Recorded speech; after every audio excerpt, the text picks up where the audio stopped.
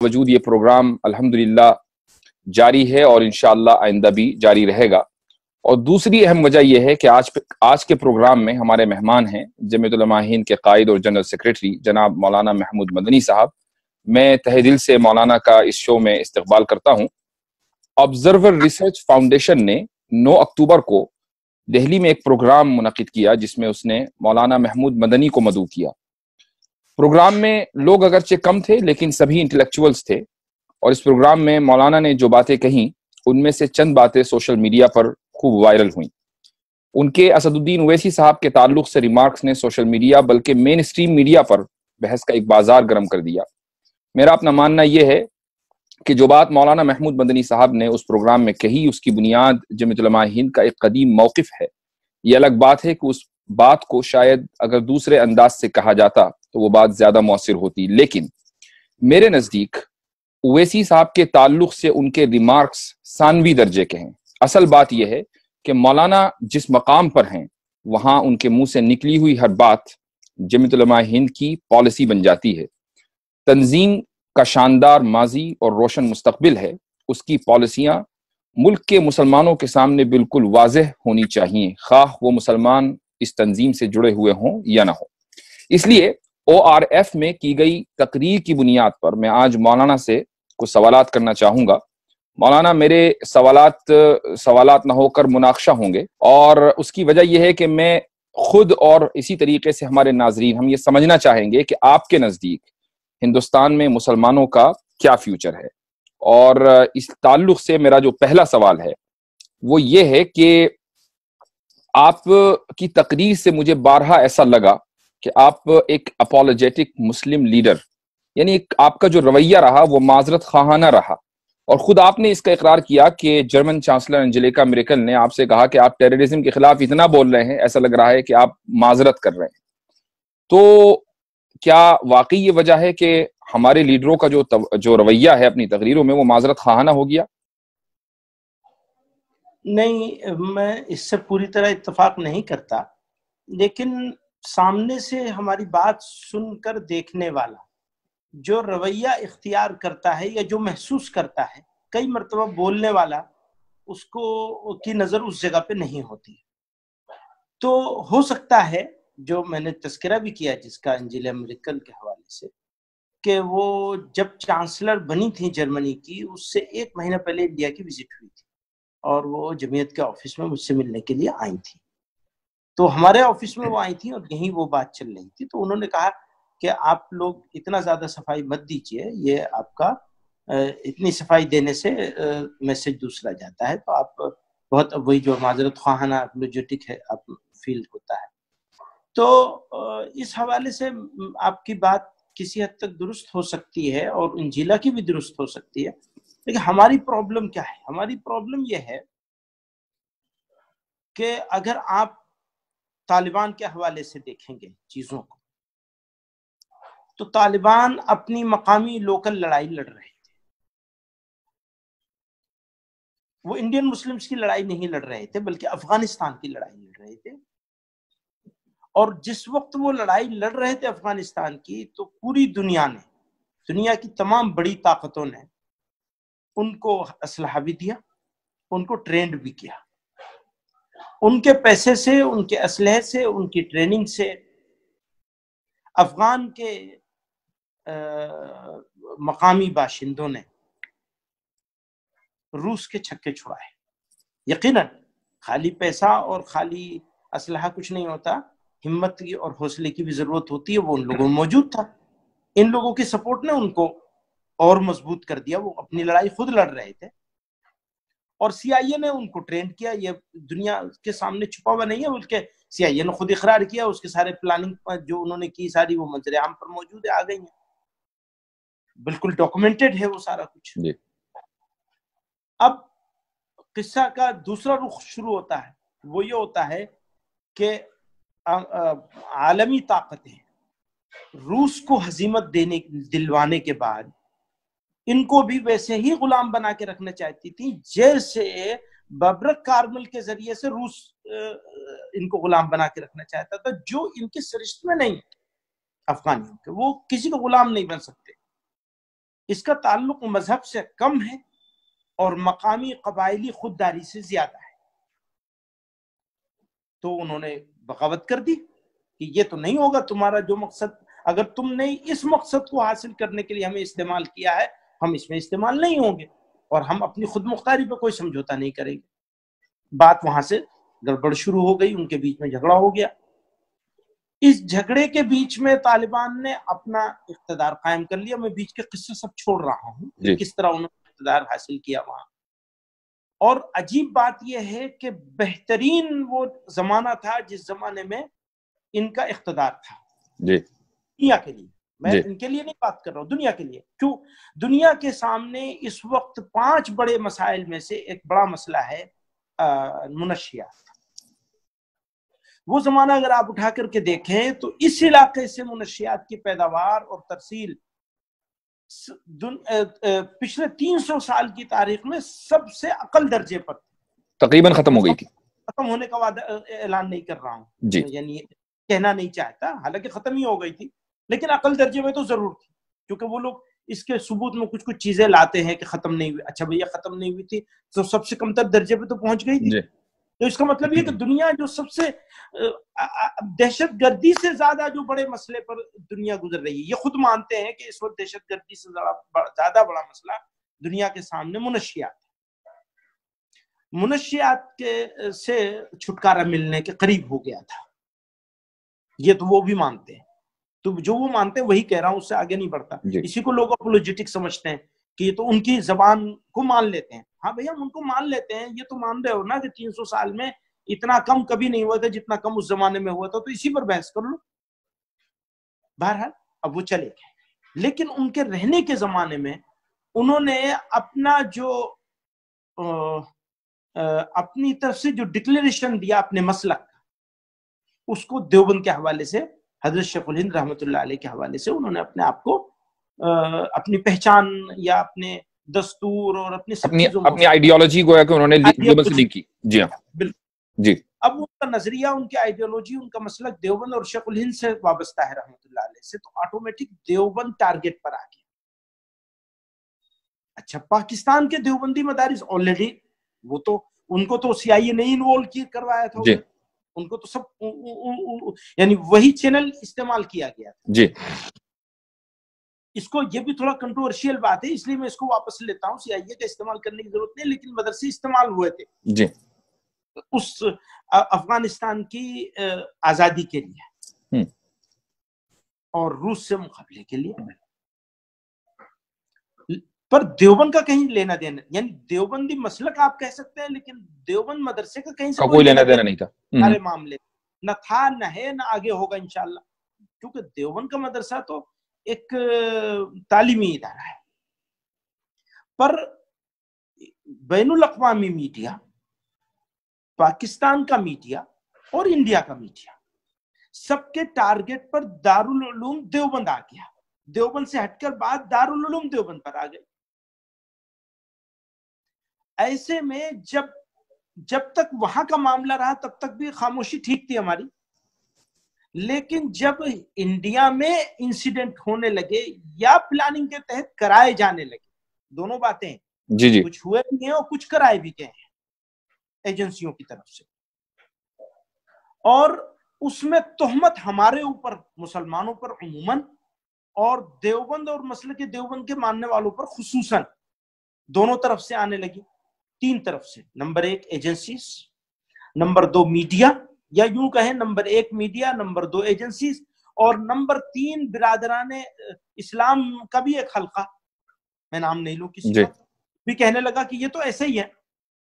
تو دیوبندی، مودودی، وہابی تینوں کو قلب کر دیا گیا اور قلب کر کے شدت پسندوں کے ساتھ جوڑ دیا گیا. ایسے ماحول میں جمعیت علماء کو کھڑا ہونا پڑا ڈیفینڈ کرنے کے لیے. اب جب بھی انسان ڈیفینڈ کرنے کے لیے کھڑا ہوگا، نیچر ہے کہ اس کی کسی نہ کسی بات کو آپ اپولوجیٹک محسوس، معذرت خواہانہ محسوس کر سکتے. نہیں، میں سمجھتا ہوں کہ جو آپ کا جو رویہ رہا یا آپ کا جو رسپانس رہا ٹیررزم کے تعلق سے، اور آپ نے جو استفتاء لکھا دارالعلوم کو، پھر دارالعلوم کی طرف سے فتویٰ آیا، وہ تو وقت کی ضرورت تھی. یہ الگ بات ہے کہ اینجلیکا میرکل نے شاید اس فتوے کے تعلق سے نہیں، بلکہ اس فتوے کی جتنی تشہیر کی گئی، آپ نے 100 کانفرنسز کی، شاید اس تعلق سے اس نے کہا ہو. لیکن میرا جو سوال تھا وہ دراصل جو آپ جی ایک منٹ میں کلیریفیکیشن کے بیچ میں انٹروین کر رہا ہوں. وہ جو انجیلا میرکل کی وہ میٹنگ تھی وہ 2004 کی تھی. فتویٰ آیا ہے 2008 میں. ٹھیک ہے، بہت پہلے کی بات تھی. ٹھیک ہے، ہم لڑائی کو بہت پہلے سے لڑ رہے ہیں، فتویٰ تو بہت بعد میں آیا. بہتر ہے. جو ORF میں جو آپ کی تقریر ہے اس میں دراصل اس کے تعلق سے میرا اپنا جو نظریہ رہا اس کو دیکھنے کے بعد، اس میں ایسا لگا کہ کچھ معذرت خواہانہ جو ہے وہ تقریر ہوئی ہے. مثال کے طور پر آپ نے ایک موقع پر کہا کہ میں امریکہ میں ایک صاحب سے گفتگو کرتے ہوئے میں نے ان سے یہ کہا کہ آپ کو یہ کہنا چاہیے کہ نیشن فرسٹ. اور دوسری بات آپ نے یہ کہی کہ ہم مسلمانوں نے ہندوستان میں جو غلطی کی ہے وہ یہ کہ ہم نے اپنی زبان الگ رکھی. حالانکہ اس طرح کی بات آپ کبھی سکھوں سے نہیں سنیں گے، کبھی دوسری کمیونٹیز سے نہیں سنیں گے جن کی زبان ہندی نہیں ہے یا کوئی دوسری زبان ہے. تو یہ جو چیز ہے یہ معذرت خواہانہ رویہ ہے کہ ہم نیشن کو فرسٹ کہیں. تو کیا واقعی نیشن فرسٹ ہے اور اسلام سیکنڈ ہے؟ یہ اچھی بات آپ نے اٹھائی ہے مولانا. تو اسی کے اوپر بات کر لیتے ہیں. پہلے میرا کہنا اس بارے میں بہت واضح ہے کہ جب آدمی ہم سے سوال کرتا ہے نیشن کے بارے میں تو ہم کہتے ہیں نہیں ہمارا اسلام پہلے ہوگا. میں نے اس کو ایک موقع پہ دوسرے انداز سے کہا تھا کہ مجھے یہ بتاؤ کون سی آنکھ رکھوں کون سی پھوڑ دوں، یا مجھ سے آپ یہ کیوں پوچھنا چاہتے ہیں کہ میں ماں سے زیادہ محبت کرتا ہوں یا باپ سے زیادہ محبت کرتا ہوں. یہ جوابات میرے پچھلے 10 سالوں میں 15 سالوں میں لگاتار میڈیا میں آتے رہے. میں اب ایک قدم آگے بڑھا ہوں اور میں یہ کہہ رہا ہوں کہ اگر مجھ سے کوئی سوال کرے گا تو میں کہوں گا نیشن فرسٹ.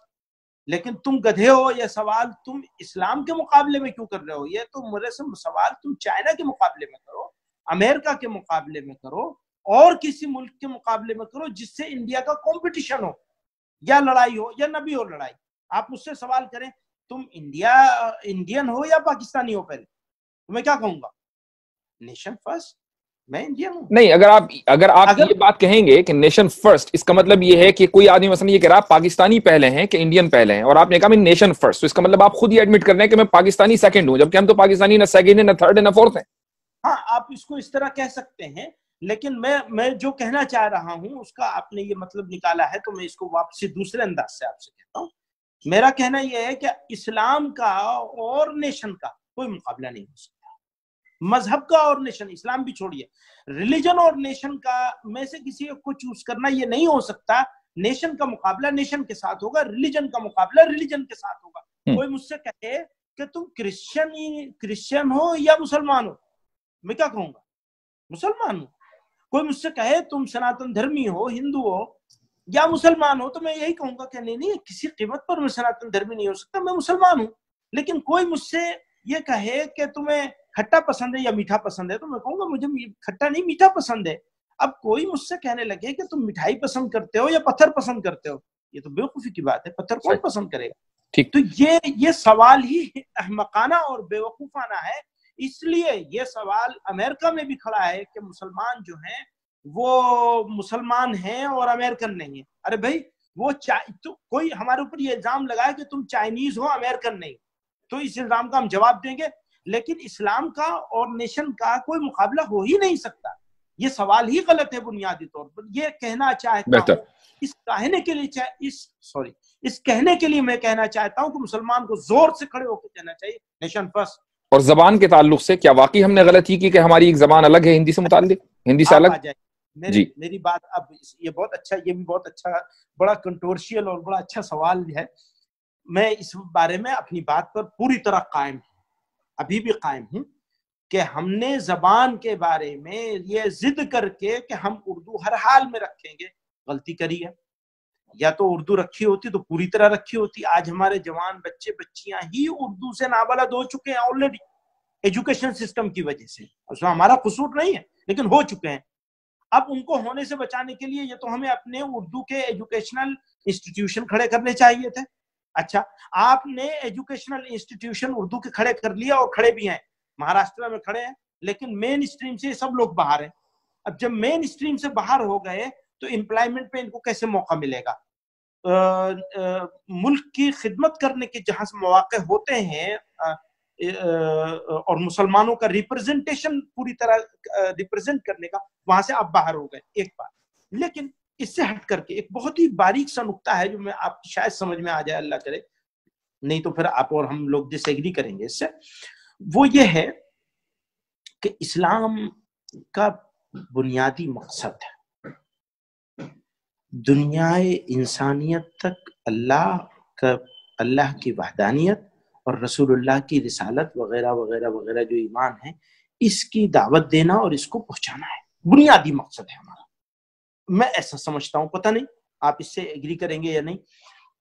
اب جب تک ہم ان لوگوں کی زبانوں میں جو ہمارے مخاطب ہیں، ہم یہاں رہے ہیں اس ملک میں، باوجود اقلیت میں ہونے کے ہم نے رہنا منظور کیا، باوجود دشمنی کا ماحول پیدا ہو جانے کے ہم نے رہنا منظور کیا، باوجود اس کے کہ تعصب اور فرقہ پرستی موجود تھی، پھر بھی ہم نے رہنا یہاں کا فیصلہ کیا رہنے کا. تو کس لیے کیا؟ تاکہ ان لوگوں تک ایمان کی دعوت پہنچا سکے.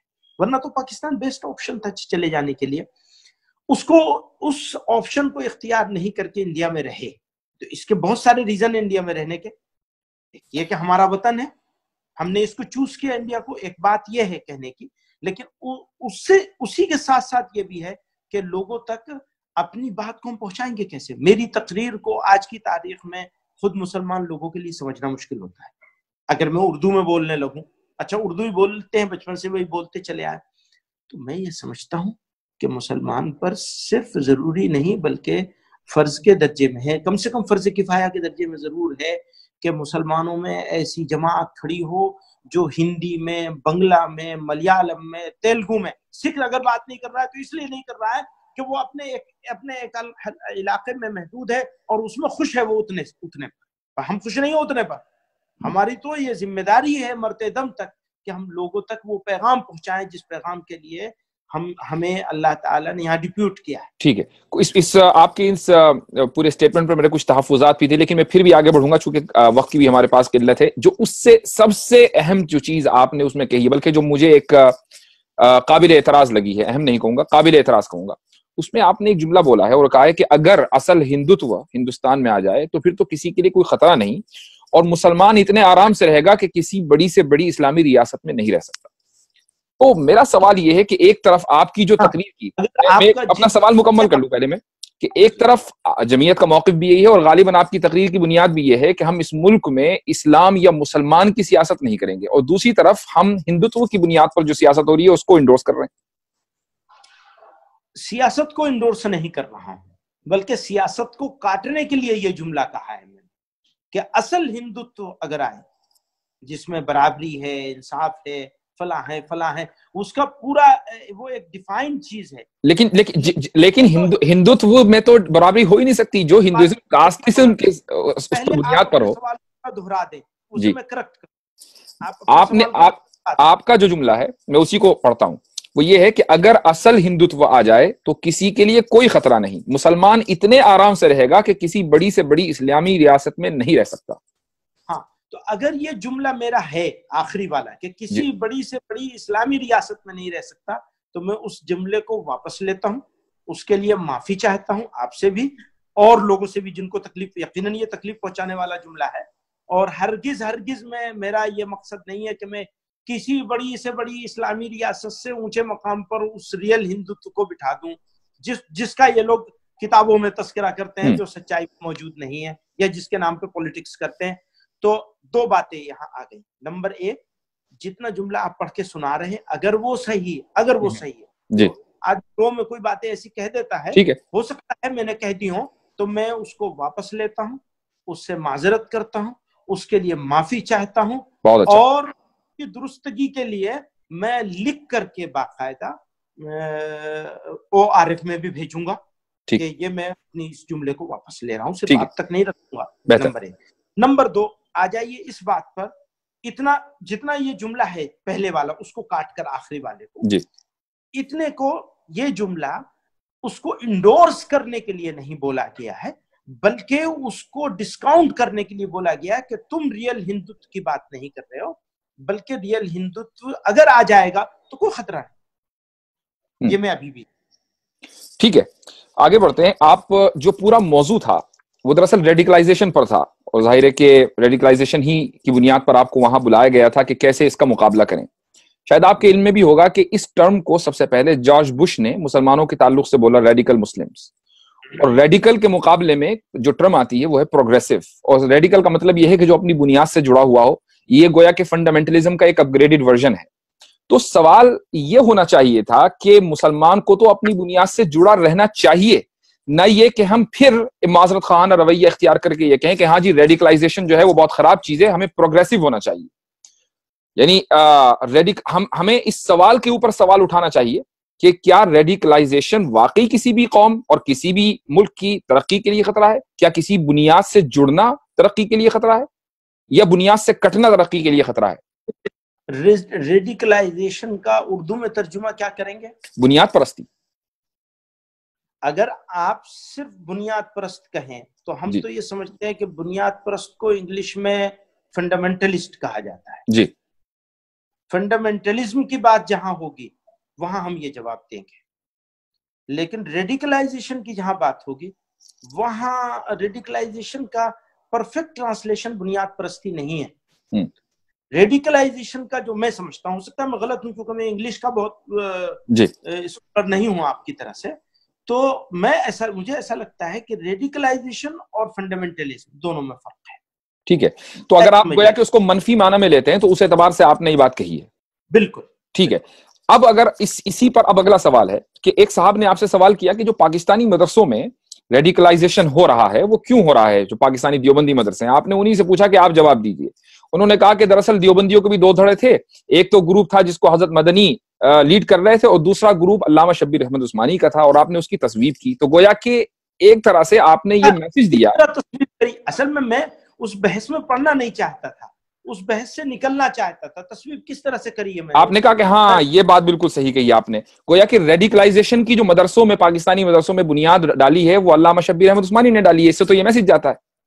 اس وقت تو علامہ شبیر احمد عثمانی رحمۃ اللہ علیہ کے ماننے والے ہوں یا مولانا حسین احمد مدنی رحمۃ اللہ علیہ کے ماننے والے ہوں, پاکستان کے مدرسوں میں کون بچا ہوا ہے؟ جی, کون بچا ہوا ہے؟ اور کون غلط ہے کون صحیح ہے اس کا فیصلہ میں نہیں کر سکتا. لیکن کچھ بحث ایسی ہوتی ہے جس بحث میں برائے بحث پڑھنے سے بات کا ڈائریکشن ختم ہو جاتا ہے. ہم انڈیا کے مسلمانوں کو ڈیفینڈ کرنا چاہتے ہیں ہر مقام پر, ہر جگہ پر.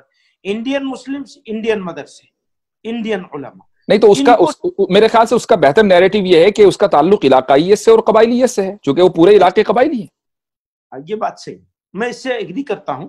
اور کسی اور موقع پر اس کو میں نے استعمال یہی خیالات کا اظہار بھی کیا ہے کہ اس کو دیوبندیت اور بریلویت سے ملا کر نہ دیکھا جائے, ورنہ سلمان تاثیر کا قتل کرنے والا تو بریلوی تھا. تو آپ یہ کیوں کہتے ہیں کہ دیوبندی لوگ ہی ایکسٹریمسٹ ہیں؟ بھیا یہ تو حالات نے ان لوگوں کو ایسی جگہ پہ کھڑا کر دیا, چاہے وہ دیوبندی ہو چاہے بریلوی, چاہے مسلمان جو بھی ہے وہ ایک ایسی جگہ پہ کھڑا ہے. بہتر تو اس کو اس جگہ پہ مطلب یہ کہ مولانا مدنی کے ماننے والے لوگ جو ہیں وہ بڑے شریف ہیں اور وہ شدت پسند ہو گئے. جی, اگر یہ میسج گیا ہے تو میں اس کے لیے بھی بالکل معذرت خواہ. بہتر. جمیعت علماء اور جگہ معذرت خواہ نہ ہو آپ کے ساتھ. آپ خود بار بار اپنے جلسوں میں اور اپنا جو آپ کا بروشور ہے اس کے اندر جگہ جگہ جمیعت علماء ہند کے تعلق سے یہ اعلان کرتے ہیں کہ جمیعت علماء ہند کوئی سیاسی پارٹی نہیں. تو ایک غیر سیاسی پارٹی کسی سیاسی پارٹی کو دوسرے صوبے میں آنے سے کیسے روک سکتی ہے؟ یعنی کیا اس غیر سیاسی پارٹی کو یہ اخلاقی حق حاصل ہوگا کہ وہ ایک سیاسی پارٹی اور پولیٹیکل شخص کے بارے میں یہ کہے کہ ہم اس کو فلاں صوبے میں آنے نہیں دیں گے یا اس کو اس کے صوبے سے نکلنے نہیں دیں گے؟ ہاں دیکھیے, یہ جملہ آنے نہیں دیں گے یہ جملہ خود میرے مزاج کے خلاف ہے. میں اس طرح کی جملے عموماً نہیں بولتا ہوں. اور کس رو میں نے بولا ہے تو یہ آپ اس پس منظر میں اگر دیکھیں گے کہ ہم تو غیر سیاسی پارٹی ہیں اور میں خود بھی غیر سیاسی ہوں آج کل. تو ابھی 2012 میں ٹرم پورا ہوا راجیہ سبھا کا, اور اس وقت سے ابھی تک کسی پولیٹیکل پارٹی کے پلیٹ فارم پر پولیٹیکل پارٹی کی حمایت کے لیے, مخالفت کے لیے, کسی چیز کے لیے نہیں گیا. لیکن ایک بات ہے، اس بنیادی بات پر آ جائے، یہ سوال پر جی یہ جملوں پر تو ٹھیک ہے، جملوں پر آپ اعتراض بھی کر لیں گے، میں مان بھی لوں گا، مجھے اس میں کوئی میرا ذاتی عزت کا مسئلہ نہیں ہے، میں معذرت بھی کر سکتا ہوں، واپس بھی لے سکتا ہوں۔ اسد الدین اویسی صاحب میں ہمارے دوست ہیں، وہ مجھے بھائی کہتے ہیں، میں بھی ان کو ایک اچھا اوریٹر، اچھا جواب دینے والا، اور پارلیمنٹ میں مسلمانوں کی ایک اچھی نمائندگی، ریپرزینٹیٹیو مانتا ہوں، اپنے سے اچھا، یقیناً میرے سے اچھے، بالکل ہی میں اس کا اعلان کر سکتا ہوں کہ وہ بحیثیت پارلیمنٹ کے بھی، بحیثیت انسان کے بھی، میں وہ تو خیر اب وہ پھر دوسری طرف چلی جائے گی بات، بحیثیت پارلیمنٹیرین کے وہ ہر حال میں میرے سے بہتر پارلیمنٹیرین ہے، یہ ڈسکلیمر میرا آپ نوٹ کر لیجئے، وہ ہر حال میں مجھ سے بہتر پارلیمنٹیرین ہے۔ میں مولانا بدر الدین صاحب کو بھی، جو کہ جمعیت علماء کے صوبائی صدر ہیں، AIUDF کے صدر ہیں، ہاتھ جوڑ کے ان سے درخواست کر چکا ہوں، پلیز آسام سے باہر مت نکلیے، جو کام کرنا ہے آسام کی زمین کو اپنی زمین بنائیے، طاقت وہاں لگائیے، جتنی طاقت آپ لگا سکتے ہیں، اور معاف کریے گا آسام کے بارے میں بھی میری پختہ رائے ہے کہ جن اسمبلی حلقوں میں اور پارلیمانی حلقوں میں جیتنا ناممکن ہو ان کا، وہاں سے ان کو ہرگز نہیں کھڑا ہونا چاہیے، ہرگز نہیں کھڑا ہونا چاہیے۔ اور آج کے حالات میں تو میں یہ کہنا چاہتا ہوں کہ اگر اس طرح کی کوشش وہ کریں گے تو ہم ان کو بھی اپوز کریں گے۔ تو گویا کہ نیشنل لیول کے اوپر اگر مسلمانوں کا ایک مسلم قائد ابھرتا ہے تو وہ آپ اس کو اپوز کریں گے، اور آپ سمجھتے ہیں کہ وہ نیشنل انٹرسٹ میں نہیں ہے۔ آپ میری بات، اس کا مطلب میں اپنی بات سمجھا ہی نہیں سکا۔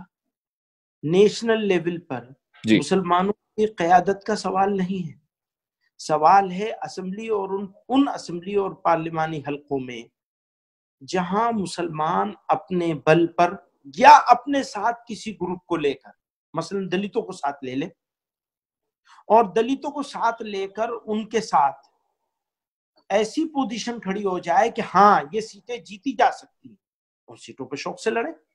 اگر میرے پاس، مجھے بہت زیادہ تفصیل نہیں معلوم تھی کہ آپ اس حوالے سے کوئی تفصیل لیں گے، تو میں آپ کو وہ ڈیٹا پیش کر سکتا ہوں، اب نہیں، اگلی کسی اس میں، یا بھیج دوں گا میں آپ کو، وہ ڈیٹا موجود ہے کہ مہاراشٹر کی اسمبلی میں کن کن سیٹوں پر کیا کیا فائدے ہوئے، کیا کیا نقصان ہوئے، اور آسام میں بھی یہ ہوا ہے۔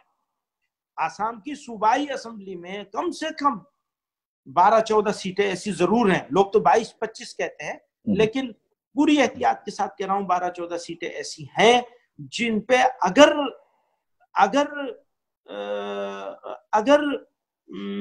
سمجھداری کے ساتھ فیصلے کیے گئے ہوتے تو یہ لوگ جیت نہیں سکتے تھے۔ حالانکہ اس حوالے سے بھی میری ایک دوسری رائے ہے، لیکن وہ دوسرے موقع پہ بات۔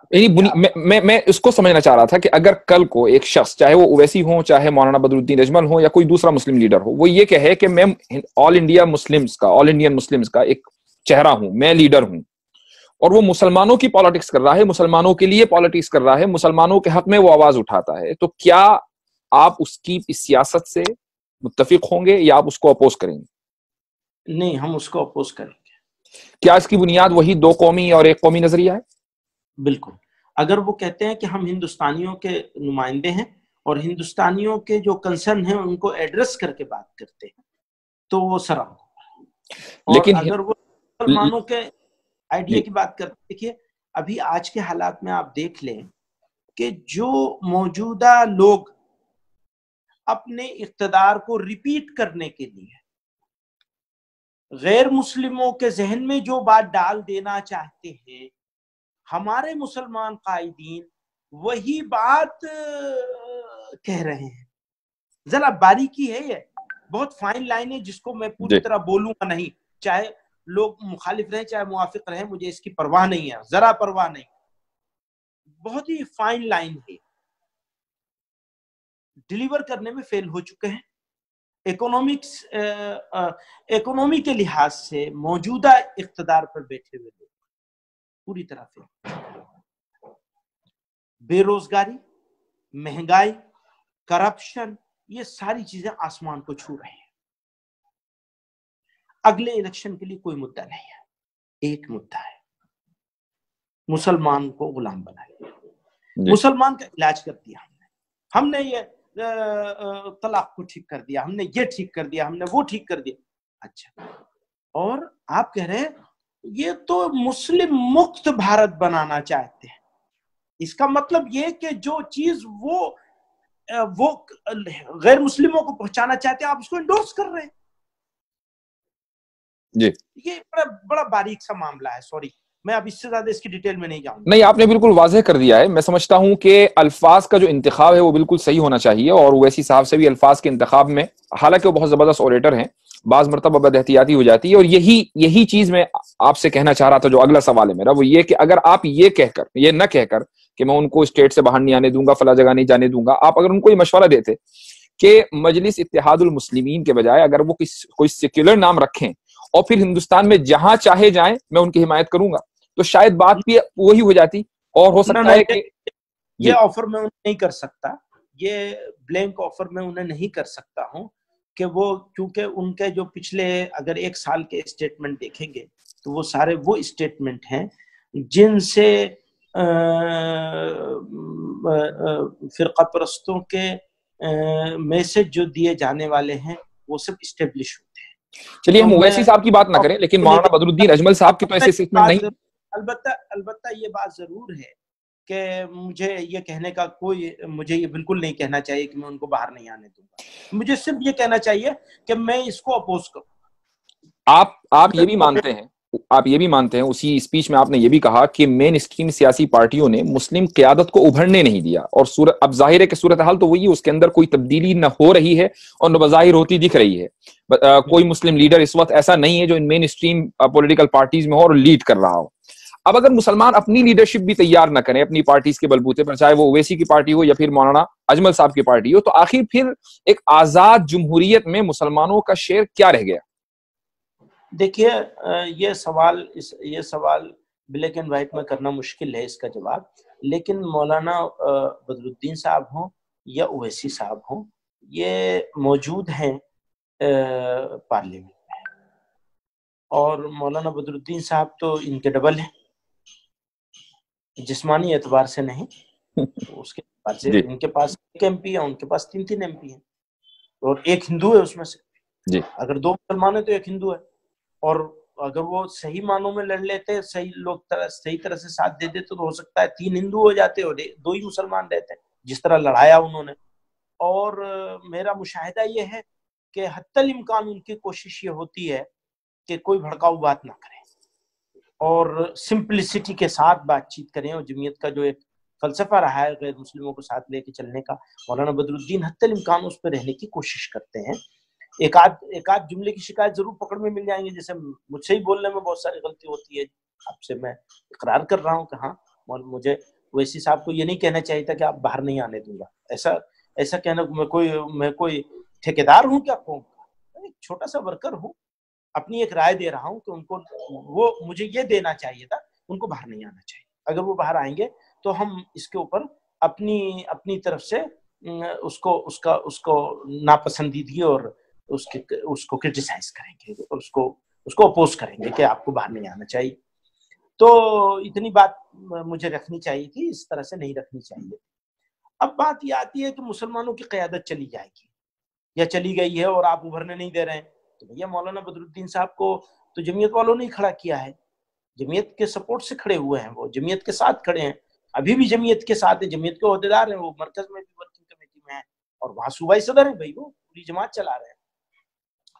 تو ہم یہ ایسا کیوں ناپسند کریں گے کہ مولانا بدر الدین نہ آئیں یا مولانا یا اویسی صاحب نہ آئیں؟ نہیں، میرا سوال یہ نہیں ہے. میرا سوال یہ تھا کہ مسلمانوں کا جمہوریت میں شیئر کیسے رہے گا جبکہ کوئی قیادت نہ تو مین اسٹریم پارٹیز میں ہے اور نہ ہی مسلمان. جی، اس کے 2 جواب ہیں. نمبر 1، کیا ہم امامت کے لیے کسی غیر مسلم کو لا رہے ہیں؟ ہم کہہ رہے ہیں مسلمان کے لیے جتنا فائدہ مسلمان سے ہوگا اس سے زیادہ ایماندار غیر مسلم سے بھی ہو سکتا ہے. نمبر 1. نمبر 2، مسلمان قیادت میں جو شخصیات کھڑی ہو رہی ہیں، کیا آپ نے کبھی ان کو جمعیت کی طرف سے یا میری طرف سے اپوز کرتے ہوئے سنا ہے؟ یہ ان کے جو پھیلاؤ کی کوشش ہے، اور اس کوشش کے نتیجے میں غیر فرقہ پرست طاقتوں کو، ان کی کمزوریاں ہیں غیر فرقہ پرست طاقتوں کی بھی، کہ انہوں نے مسلم قیادت کا بحران پیدا کیا، اور وہ مسلمانوں کے ساتھ ہی نہیں کیا، وہ دلتوں کے ساتھ بھی کیا، تبھی دلت الگ کھڑے ہوئے ہیں، دلتوں کی جماعت کھڑی ہوئی۔ تو یہ ان کی کمزوریوں کے باوجود ہم لوگوں کی، سب کی، آپ کی بھی اور ہماری بھی یہ خواہش ہے کہ ایسے حالات نہ پیدا ہوں کہ بدکر سے لڑائی کے چکر میں بدتر آ جائے۔ نہیں، اسی نیریٹو پر تو ہم گزشتہ 70 سال سے جی رہے ہیں، اور بد سے بدتر ہی حالات ہوتے آ رہے ہیں۔ ایسا تو نہیں ہوا کہ ہم نے اس نیریٹو کی وجہ سے بی جے پی کو روک لیا ہو یا ہندوتوا کو پھیلنے سے روک لیا ہو، حالات تو بدتر ہی طرف بڑھے ہیں۔ پھر آپ چینج کر دیجئے، آپ نے بی جے پی کے ساتھ دشمنی کیوں کر رکھی ہے؟ اس کو بھی ختم کر دیجئے۔ یہ میرا سوال ہے۔ نہیں، میرا کہنا یہ ہے، رکھتا ہوں یا نہیں رکھتا؟ نہیں، بالکل رکھتے ہیں آپ۔ تو میرا ایک سوال ہے جی، کہ کیا ایسا نہیں آپ محسوس کرتے کہ مسلمانوں کا نقصان اگر سیاسی سو کالڈ سیکولر پارٹیوں کے ساتھ رہنے کی وجہ سے ہوا ہے، تو پھر آپ نے ایک پارٹی کو فرقہ پرست مان کر اس کے لیے دروازے بند کر دیے، تو آپ کے پاس مول بھاؤ کرنے کی طاقت نہیں رہی۔ نہیں تو یہ سوال تو ایک عام مسلمان کا، مجھ جیسے ایک عام مسلمان کا اپنی قیادت سے ہے کہ یہ ڈائریکشن تو قیادت کو دینا تھا، چاہے وہ جمعیت کی قیادت ہو، ملی کاؤنسل کی ہو، مشاورت کی ہو، کسی کی بھی قیادت ہو، یہ ڈائریکشن تو اس کو دینا تھا، کیونکہ جس ڈائریکشن پر آپ قوم کو لے کر چلیں گے اسی ڈائریکشن پر قوم چلے گی۔ آپ نے قوم سے کہا کہ بھئی یہ ان لوگوں سے کوئی رابطہ نہیں رکھنا، قوم نے رابطہ نہیں رکھا، آپ یہ کہتے کہ ان سے رابطہ رکھا جائے گا۔ مولانا یاسر ندیم صاحب، اس ملک ہندوستان میں مسلمان آگے چلتا ہے، اس کے قائدین اس کے پیچھے چلتے ہیں۔ کسی قائد میں ہوا کے رخ کے خلاف بولنے کی ہمت نہیں ہے۔ آپ کو معلوم ہے کتنے جوتے کھا رہا ہوں میں؟ ایک ہی جملہ ہے وہ، اس کی تہ میں جائے بغیر بس کفر ہی کا فتویٰ نہیں آیا، باقی سارے آگے ہیں۔ تو آپ وہ تو مسلمان آگے چلتا ہے، لیڈر پیچھے چلتے ہیں، پکی بات ہے، بالکل بنی ہوئی۔ اگر صحیح ڈائریکشن مولانا آزاد اور مولانا حسین احمد مدنی کی بھارت کے مسلمانوں نے مان لی ہوتی، پاکستان بن گیا ہوتا؟ کبھی نہیں بنتا۔ مانا کہاں ہے؟ یہ تو فیل تھے، معاف کریے گا، 100% فیل تھے۔ اس کے باوجود بھارت میں پاکستان سے زیادہ مسلمان بسے ہوئے ہیں، اور الحمدللہ اطمینان کے ساتھ کہتا ہوں میں، پڑوس کے جتنے ملک ہیں ان سے اچھے حال میں ہیں ہم، خرابیوں کے باوجود۔ ٹھیک، اس کا یہ مقصد نہیں ہے کہ کوئی خرابی نہیں، بہت خرابیاں ہیں، اس کے باوجود الحمدللہ اچھے حال ہیں۔ بہت شکریہ۔ نہیں ہے، ہم نے حاصل کیا ہے بہت کچھ، پہلے بھی ہم نے حاصل کیا تو 70 سالوں میں بھی بہت کچھ حاصل کیا۔ بالکل صحیح۔ ناظرین، آج کی اس گفتگو سے یہ بات کھل کر سامنے آتی ہے کہ مولانا محمود مدنی صاحب کا ایک ویژن ہے، ایک نظریہ ہے، اور نظریات میں اختلاف ہوا ہی کرتا ہے، بلکہ مختلف نظریات کا ہونا صحت مند معاشرے کی دلیل ہے، اور یہ بیماری نہیں ہے جس سے ایک دوسرے کو متون کیا جائے۔ آج آپ نے خود دیکھا کہ مولانا نے اپنے بہت سے نظریات سے یا اپنے بہت سے جملوں سے رجوع کیا ہے، یہ ان کے وسعت ظرفی کی دلیل ہے۔ سیاسی میدان میں اس طرح کے بیانات روزمرہ کا معمول ہیں۔ ایسے بیانات سے اگر آپ کو اختلاف ہے تو دائرے میں رہ کر اختلاف ضرور کیا جائے۔ گزشتہ چند دنوں سے سوشل میڈیا پر جس زبان کا استعمال ہوا ہے وہ قطعاً نامناسب اور غیر اسلامی ہے۔ میں ایک بار پھر آپ لوگوں کو یاد دلانا چاہوں گا کہ آج کا پروگرام سرجیکل اسٹرائک کی 50ویں قسط ہے، اور آپ حضرات کی ترغیب اگر ملتی رہی تو انشاءاللہ ہم آگے بڑھتے رہیں گے۔ یوٹیوب پر ہمارا چینل ہے پیٹریوٹک انڈین پلس، اس کو ضرور سبسکرائب کریں۔ میں مولانا کا ایک بار پھر تہہ دل سے شکر گزار ہوں کہ آپ نے ٹائم نکالا اور آج کے پروگرام میں آپ تشریف لائے، بہت بہت شکریہ، جزاکم اللہ۔ اگلے ہفتے پھر ملاقات ہوتی ہے ایک نئے موضوع اور نئے مہمان کے ساتھ۔ السلام علیکم ورحمۃ اللہ وبرکاتہ۔